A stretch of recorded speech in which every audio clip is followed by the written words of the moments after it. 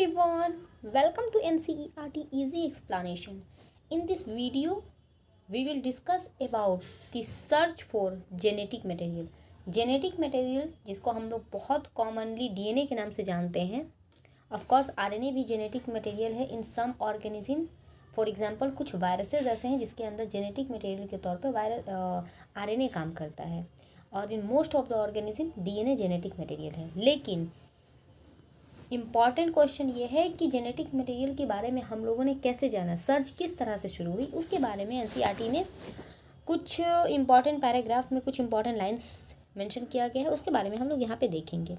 सबसे पहले कि even though the discovery of nuclein by mister ने जब न्यूक्लियन की डिस्कवरी कर ली और इसके बाद proposition for principle of inheritance, Mendel ने जब प्रिंसिपल ऑफ इनहेरिटेंस बता दिया न्यूक्लियन के बारे में, मिस्टर ने बता दिया, उसी time DNA act as genetic material took long to be discover and proven.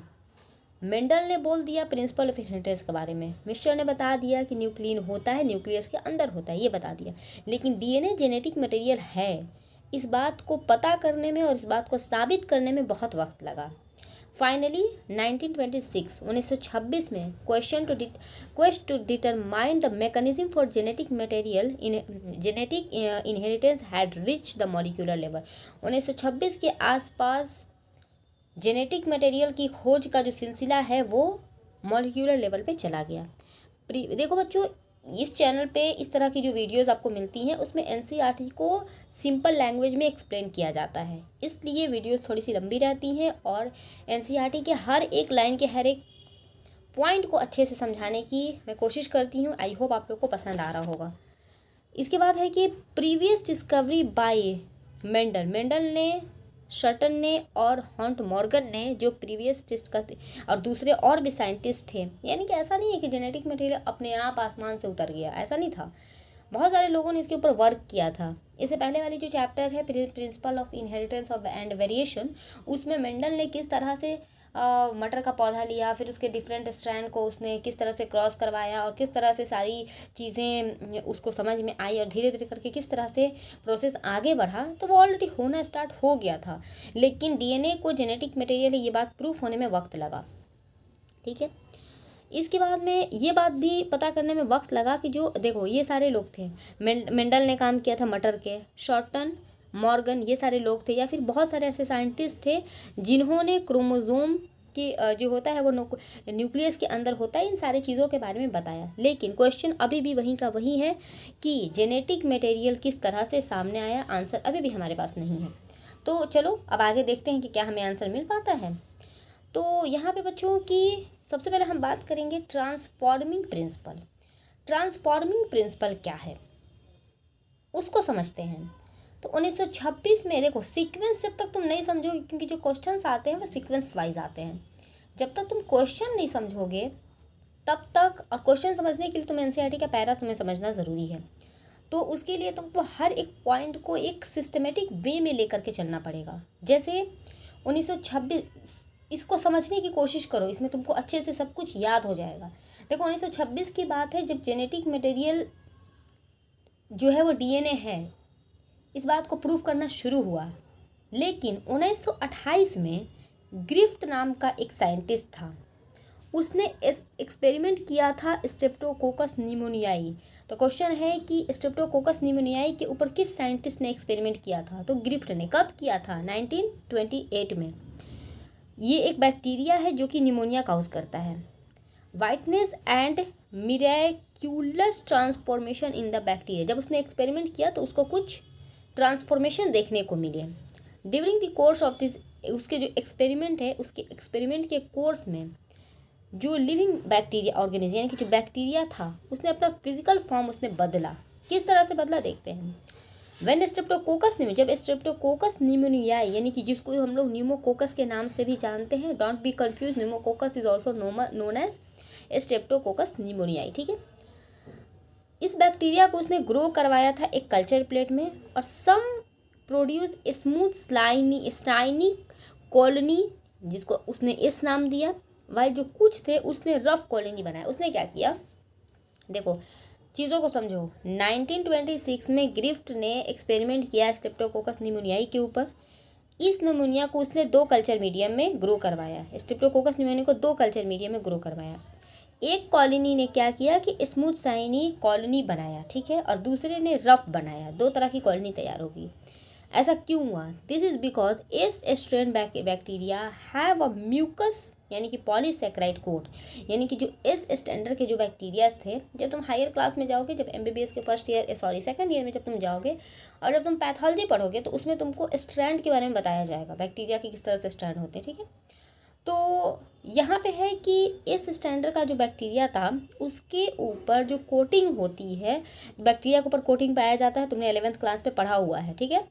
तो वो पॉलीसेक्राइड का होता है, जबकि जो आर स्टैंडर्ड होता है उसके अंदर इस तरह की कोई कोटिंग नहीं पाई जाती है, ठीक है। माइस इन्फेक्टेड विथ एस स्ट्रेन, जो माइस होते हैं जब एस स्टैंडर्ड बैक्टीरिया से जब वो लोग इन्फेक्टेड होते हैं तो वो मर जाते हैं निमोनिया की वजह से। लेकिन जो माइस इन्फेक्टेड होते हैं आर स्टैंडर्ड से, उसके ऊपर निमोनिया का कोई मतलब प्रॉब्लम नहीं आता है। तो यहाँ तक आई होप समझ में आया। तो देखो उसी को ग्राफ के मतलब यहाँ पे फ्लो चार्ट के जरिए बताया गया है कि एस स्टैंडर्ड वाले जो बैक्टीरिया थे उसको जब माइस के अंदर डाला गया तो वो जो माइस थे, जो चूहे थे, वो मर गए। लेकिन जो आर स्टैंडर्ड के थे, आर स्टैंडर्ड बैक्टीरिया को जब इंजेक्ट किया गया माइस के अंदर तो माइस को कुछ नहीं हुआ। तो जो हमारे ग्रिफ्ट साहब थे उसके दिमाग में खटका कि जब बैक्टीरिया सेम है तो एक मर गया एक जिंदा कैसे है, कुछ तो बात होगी ना। तो उसने फिर आके काम किया। तो Griffith was able to kill bacteria by heating them. Griffith ने फिर क्या किया कि ये तो ऑलरेडी मर गए लेकिन अभी ये जिंदा है, इसको उन्होंने क्या किया, जो आर स्टैंडर्ड बैक्टीरिया को जब इसमें डाला, लेकिन ये वाले जो चूहे थे इसको उन्होंने गर्म किया। Able to kill bacteria by heating them, यानी कि ये वाला जो बैक्टीरिया था इसको उन्होंने गर्म किया। जब गर्म किया तो देखा कि मर गया। उसने ऑब्जर्व किया कि heat killed S standard bacteria infected into mice did not kill them, ठीक है। देखो यहाँ पे 2 चीज़ें हैं, सॉरी थोड़ी सी मिस्टेक हुई है। देखो ये जो एस स्टैंडर्ड बैक्टीरिया है, जब इसको इसने गर्म किया, गर्म करने के बाद जब इसके अंदर डाला तो ये जो चूहे थे ये नहीं मरे। वही है कि Griffith was able to kill bacteria by heating them. उसने ऑब्जर्व किया कि heat killed S standard bacteria injected into the mice did not kill, यानी कि ये नहीं मरते हैं। और व्हेन दोनों को मिला कर देखो, एस स्टैंडर्ड जिंदा है, ये मरा हुआ है, ठीक है। हिट किल एस स्टैंडर्ड है लेकिन मरा हुआ है, इसको जब माइस के अंदर डाला तो चूहों को कुछ नहीं हुआ। लेकिन यही हिट और किल्ड एस स्टैंडर्ड को अगर आर स्टैंडर्ड लाइफ के साथ जब उसने डाला तो ये चूहे मर गए। अभी भी समझ रहे हो यहाँ पे क्या हो रहा है, उसके दिमाग में खटक रहा है। चलो अब आगे देखते हैं। तो यहाँ पे ये हो रहा है कि इंजेक्ट मिक्सचर ऑफ, वही चीज़ लिखा हुआ है इसके साथ। तो जो माइस है वो मर जाते हैं। He discover living S bacteria from the dead mice, उसने रिकवर किया जो मरे हुए जो चूहे थे उसके अंदर से उसने बैक्टीरिया को बाहर निकाला, ठीक है। अब देखो ही कंक्लूडेड, उसने कंक्लूड किया कि जो R strain bacteria had somehow been transport by the heat killed S strain bacteria. उसने ये कंक्लूड किया कि जो आर स्टैंडर्ड बैक्टीरिया थे उसने वो किसी तरह से ट्रांसफॉर्म हो जाते हैं bye the heat killed S strain bacteria के ज़रिए बदल जाते हैं, ठीक है। यानी कि ये जो है इसमें बदल जाते हैं। इसको उसने ट्रांसफॉर्मिंग प्रिंसिपल का नाम दिया, transfer from the heat killed S standard, ठीक है, क्योंकि वो हीट किल्ड एस स्टैंडर्ड से ट्रांसफॉर्म हुए थे। had enabled the R standard to synthesize a smooth polysaccharide। Polysaccharide coat S के ऊपर आ जाता है, ठीक है। अब आते हैं this must be due to transfer of genetic information या फिर जेनेटिक मटेरियल। इस तरह biochemical nature of genetic material was not identify. अभी तक इस एक्सपेरिमेंट से ये तो पता चल गया कि कुछ ऐसा है। इस पूरे पैराग्राफ का मतलब ये हुआ कि ग्रिफ्ट ने इतना तो पता कर लिया कि कोई ऐसा चीज़ है जो बदल रहा है, एक चीज़ से दूसरे चीज़ में बदल रहा है। यहाँ पे वही चीज़ ना हो रहा था। यहाँ पे क्या हो रहा था कि सीधा सीधा जब इसको दे रहे थे तो चूहे जिंदा थे, लेकिन इसके साथ मिला के दे रहे थे तो मर जा रहे थे। इसका मतलब ये हुआ कि कुछ तो है जो इन दोनों में बदल रहा है, वही चीज़ यहाँ पे है।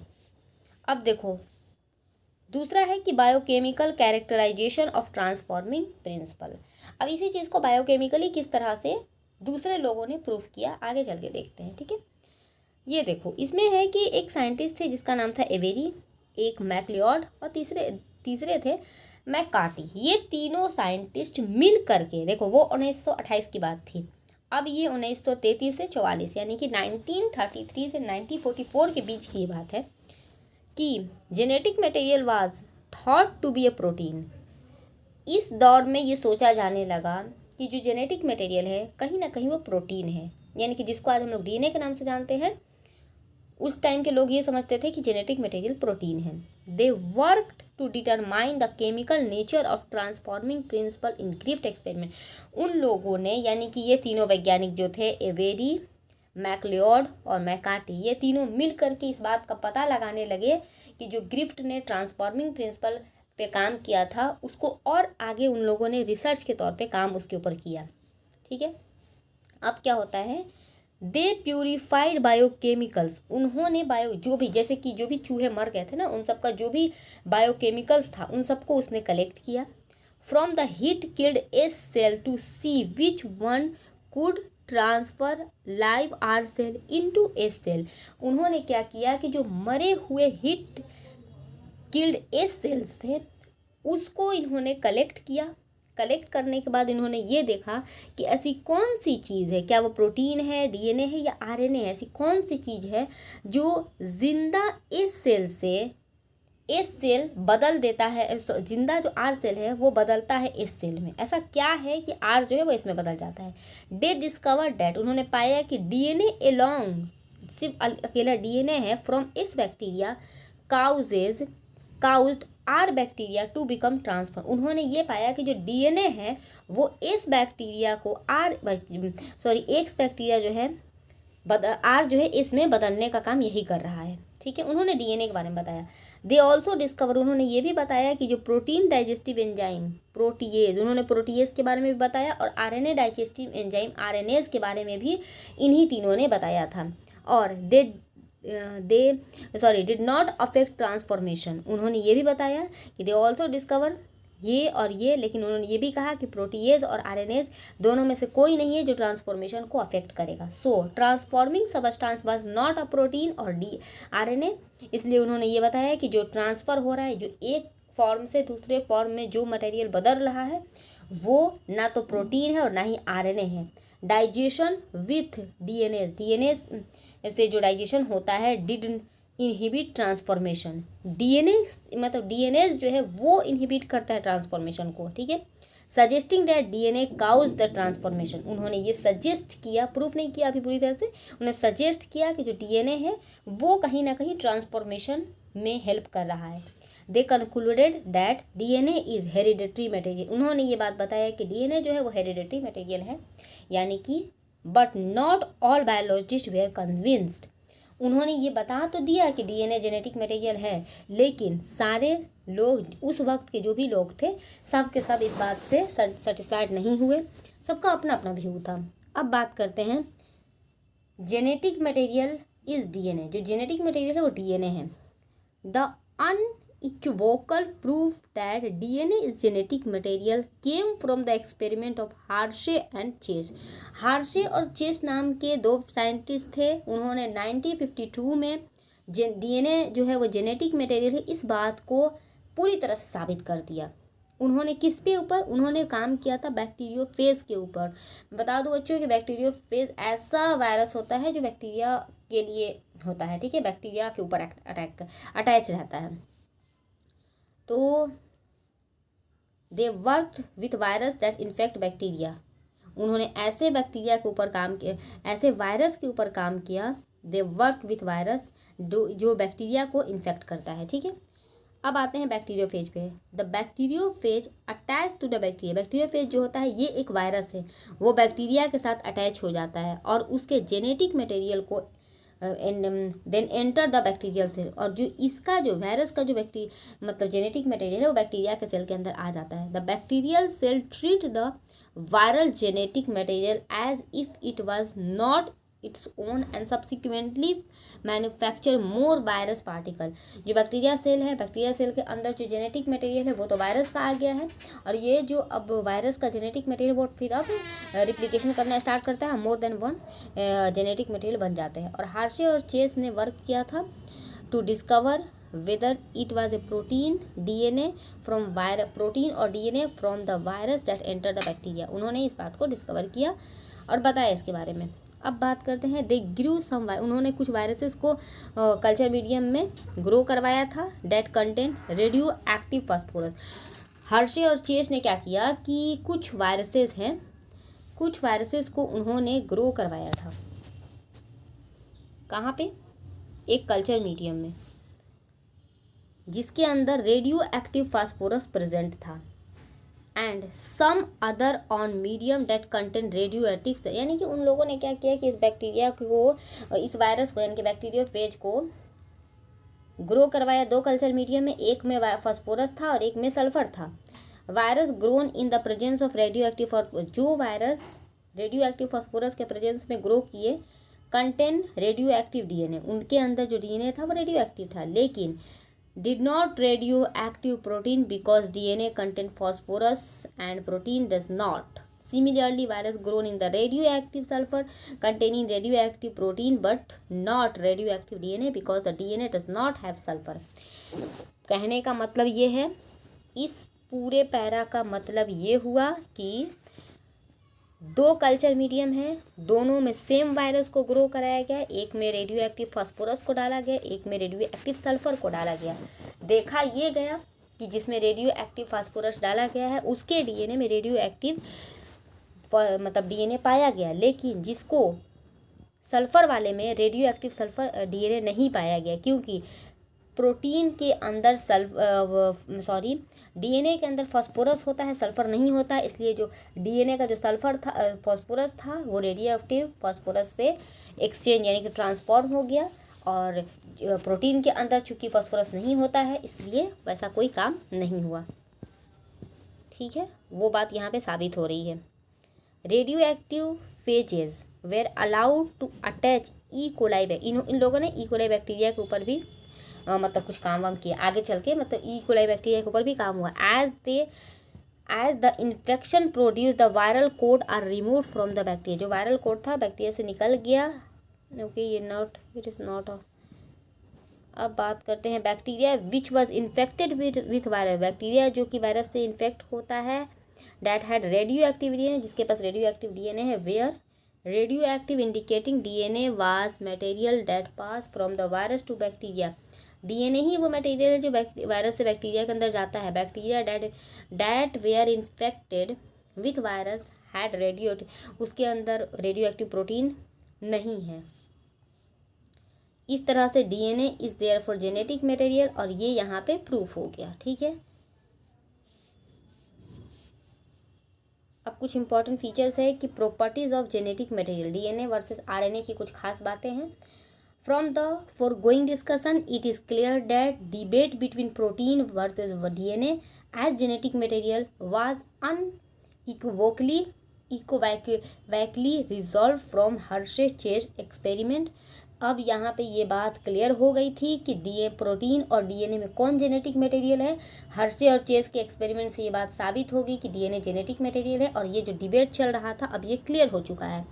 It became an established fact that it is DNA that act as genetic material। Most important कि किसके एक्सपेरिमेंट ने ये बात साबित कर दिया कि डीएनए जेनेटिक मटेरियल है, तो हर्शे और चेस का जो एक्सपेरिमेंट था उसने ये बात साबित कर दिया। ठीक है, अब however it's subsequently become clear, अब ये पूरी तरह से ये बात क्लियर हो गई है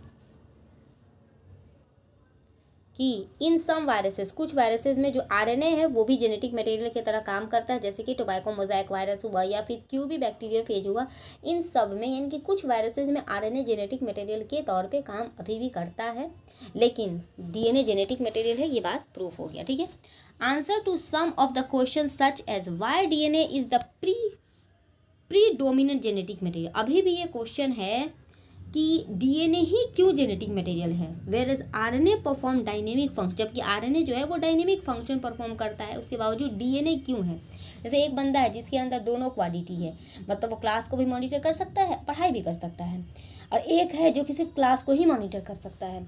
तो वही क्वेश्चन यहाँ पे भी है कि डीएनए, आरएनए के पास तो डायनेमिक फंक्शन है, लेकिन डीएनए ही क्यों है। तो उसका आंसर ये है कि जो आरएनए है वो मैसेंजर के तौर पे भी काम कर सकता है, messenger and adapter has to fund from the difference between chemical structure and the two nucleic acid. अब उसका आंसर यहाँ पे ये है, देखो कि जेनेटिक मटेरियल वैसी चीज़ें होती हैं, जेनेटिक मटेरियल के लिए कौन सी खासियत होना ज़रूरी है, तो it should be able to generate its replica, यानी कि रिप्लिकेशन, जो भी जेनेटिक मटेरियल होगा उसके अंदर ये कैपेसिटी होनी चाहिए कि वो अपना रिप्लिका बना सके, तभी ना एक ख़त्म होगा तो वो अपने जाने से पहले उसको अपने जैसा कोई दूसरा बना देगा।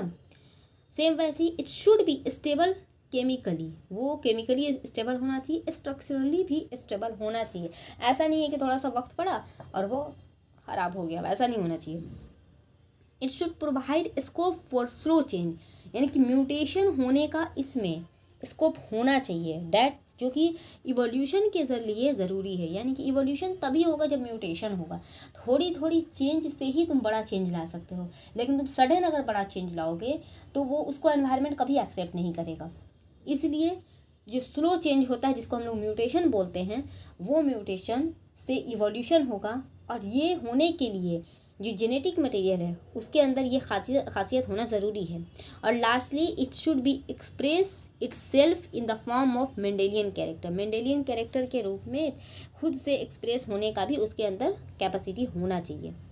ओके, अब इसके आगे हम बात करते हैं, नेक्स्ट पैराग्राफ क्या बोलता है कि if one examine each requirement one by day because of the rule of base pairing and complementary, both nucleic acid यानी कि डीएनए और RNA have the ability to direct their duplication, यानी कि दोनों ही, देखो दोनों ही अपना अपना रिप्लिका बना सकता है, डीएनए हो चाहे आरएनए हो, दोनों के अंदर बेस पेयरिंग कैपेसिटी होती है, दोनों के अंदर कॉम्प्लीमेंट्री बनाने की कैपेसिटी होती है, दोनों ही डुप्लीकेट कर सकता है। The other molecule in the living system such as protein, जो प्रोटीन होता है fail to fulfil first criteria. देखो पहला क्राइटेरिया तो पहले ही ख़त्म हो गया, यहाँ पे क्या था कि जो भी होगा जेनेटिक मटेरियल का क्राइटेरिया था कि वो अपना रिप्लिका बनाए, तो रिप्लिका यानी कि अपने जैसा बनाए, तो प्रोटीन जो है वो अपने जैसा थोड़ी ना बनाता है, डीएनए न्यूक्लिक एसिड तो कॉम्प्लीमेंट्री या बेस पेयरिंग करता है, अपने जैसा डुप्लीकेशन करता है, लेकिन प्रोटीन नहीं करता है।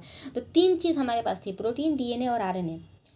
तो चूंकि प्रोटीन पहले छट जा रहा है, क्यों छट जा रहा है, इसकी वजह से। लेकिन genetic material should be stable enough, genetic material जो है वो बहुत ज़्यादा स्टेबल होना चाहिए, not to change with different stages of life age और with the change in the physiology of the organism. Genetic material को इतना तो कम से कम स्टेबल होना चाहिए कि ना तो वो टाइम के साथ बदले, ना ही लाइफ साइकिल के साथ बदले, ना ही किसी भी तरह का फिजियोलॉजिकल अगर चेंज हो रहा है तो जेनेटिक मटेरियल बदले।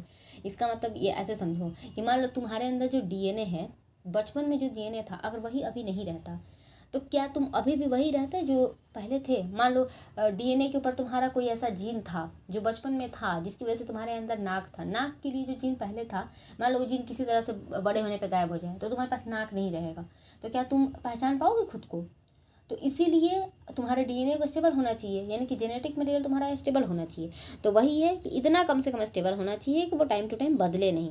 दूसरा चीज़ कि stability as one of the property of genetic material was very evident Griffith transforming principle itself, that heat which killed bacteria at least did not destroy some of the property of genetic material। देखो गिरिफ्ट ने जो experiment किया था उसमें उन्होंने ये देखा था कि कुछ चीज़ें थी जो कि बदल जा रही थी एक फॉर्म से दूसरे फॉर्म में, लेकिन जो कि उनको नहीं पता चला कि वो डीएनए था, उन्होंने उस चीज़ को प्रोटीन माना था, लेकिन वो एक्चुअल में डीएनए था। और हर्शे और चेस्ट के एक्सपेरिमेंट में ये बात प्रूफ हुआ था। लेकिन यहाँ पे वही बात है कि अगर स्टेबिलिटी, मान लो जेनेटिक मटेरियल के अंदर स्टेबिलिटी नहीं होती और वो नहीं बदलता, तब तो वो वहीं पे ख़त्म हो जाता। तो वही बात यहाँ पे है कि कम से कम इतना स्टेबल तो होना ही चाहिए। अब इसके बाद है कि this now can इजियली be explained in light of the DNA that the two strand being complementary if separated by heating come together when appropriate condition are provided। जब appropriate condition आप प्रोवाइड करेंगे डीएनए को तो उसके दोनों strand जो होते हैं वो कॉम्प्लीमेंट्री होते हैं, मान लो सेपरेट हो जाते हैं, ठीक है। Further OH group present every nucleotide, जितने भी न्यूक्लियोटाइड होते हैं उन सब के ऊपर OH ग्रुप 2 नंबर पे OH ग्रुप प्रेजेंट होता है, किसमें, आरएनए में, इन द रिएक्टिव ग्रुप। जो OH ग्रुप होते, देखो रुको पहले पढ़ लो पूरा, and make RNA liable and easily degradable. देखो आरएनए जो होता है, सबसे पता है कि न्यूक्लिक एसिड जो होता है किससे बनता है, बेस, शुगर और साथ ही साथ फॉस्फोरस, 3 चीज़ें। बेस जो होता है उस यहाँ पे जो आरएनए है, आरएनए के पास जो न्यूक्लियोटाइड होता है उस न्यूक्लियोटाइड में 2 नंबर पे जो OH ग्रुप होता है बहुत ज़्यादा एक्टिव होता है, जिसकी वजह से आरएनए बहुत आसानी से डिग्रेडेबल हो जाता है, अनस्टेबल होता है। RNA is also known to be RNA जो होता है वो कैटलिस्ट के रूप में भी काम करता है, इसलिए बहुत ज़्यादा रिएक्टिव होता है। Therefore DNA chemically less reactive, DNA जो होता है बहुत कम रिएक्टिव होता है स्ट्रक्चर से भी, और बहुत ज़्यादा स्टेबल होता है स्ट्रक्चर में। रिएक्टिव कम होता है लेकिन स्ट्रक्चर में स्टेबल होता है आरएनए के कंपेरिजन में, ठीक है। एमॉन्ग द 2 न्यूक्ली डीएनए जो होता है वो बेटर जेनेटिक मटेरियल है आरएनए और डीएनए में अगर कंपेयर किया जाए तो। In fact presence of thymine at the place of uracil also confirm additional stability to the DNA. 2 चीज़ें हैं, अभी मैं लास्ट में आपको समराइज करूँगी तो समझ में आ जाएगा कि डीएनए के अंदर थायमिन होता है जबकि आरएनए के अंदर यूरासिल होता है। तो डीएनए के अंदर जो थायमिन होता है वो डीएनए को और भी ज़्यादा स्टेबल बनाता है, जो कि आगे हम लोग बात करेंगे, ठीक है। अब है कि बोथ डीएनए और आरएनए जो होता है दोनों में ये कैपेसिटी होती है कि दोनों ही म्यूटेशन कर सकता है, लेकिन जो आरएनए होता है वो अनस्टेबल होता है, म्यूटेट फास्टर रेट से करता है, हो गया। Consequently virus have RNA genome, वैसे वायरस जिसके अंदर आरएनए जीनोम होता है हैविंग शॉर्टर लाइफ स्पेन, जिस वायरस के अंदर आरएनए जेनेटिक मटेरियल होता है उसकी जो लाइफ स्पेन होती है वो कम हो जाता है म्यूटेशन की वजह से, और वो उसमें इवोल्यूशन जो है बहुत फास्टर रेट से होता है, ठीक है। इसके अलावा RNA can directly code for the synthesis of protein, RNA जो होता है वो डायरेक्टली कोड करता है प्रोटीन के सिंथेसिस को, इसलिए कैन इजियली एक्सप्रेस द कैरेक्टर, इसलिए आसानी से कैरेक्टर आपको एक्सप्रेस हो जाएगा। लेकिन जो डीएनए होता है वो डिपेंड होता है आरएनए, देखो मैंने डाला हुआ है कि डीएनए से डीएनए का बनना रिप्लिकेशन, डीएनए से आरएनए का बनना होता है ट्रांसक्रिप्शन, और आरएनए से फिर प्रोटीन बनता है। तो यही बोलो, वही यहाँ पे लिखा हुआ है कि जो आरएनए होता है डायरेक्टली सिंथेसाइज प्रोटीन बना देता है, लेकिन जो डीएनए होता है वो आरएनए के ऊपर डिपेंड करता है प्रोटीन के सिंथेसिस के लिए। The protein synthesising machinery has evolve from RNA, protein बनने का जो मैकेनिज्म है वो आरएनए से डेवलप हुआ है। और इस तरह से एबव जो डिस्कशन अभी हम लोगों ने किया कि आरएनए जेनेटिक मटेरियल अच्छा नहीं है, डीएनए ज़्यादा अच्छा है, वो ये है कि समरी इसको इस तरह से हम कर सकते हैं कि डीएनए के अंदर 2 खास बात है कि उसका जो शुगर है वो स्टेबल है और जो बेस है वो स्टेबल है। That's why this is all about transformation of the search for genetic material. मिलते हैं नेक्स्ट वीडियो में।